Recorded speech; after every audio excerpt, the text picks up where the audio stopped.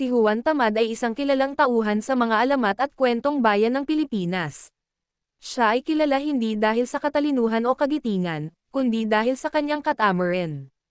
Isang araw, si Juan ay naglalakad pauwi mula sa palengke.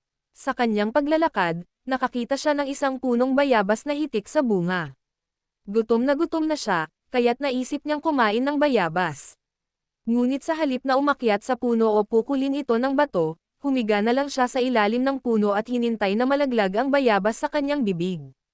Lumipas ang ilang oras, nandoon pa rin si Juan, nakanganga, hinihintay na kusa itong malaglag sa kanyang bibig.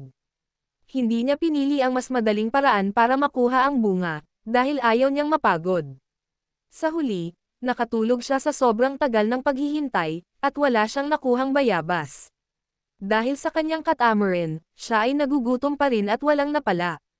At sa huli, si Juan ay nanatiling gutom at walang nakuha, dahil sa kanyang labis na katamaran.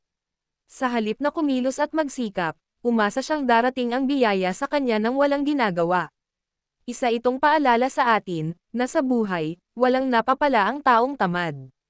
Kung nais mong magtagumpay, kailangang kumilos, magsikap, at huwag lang umasa sa swerte.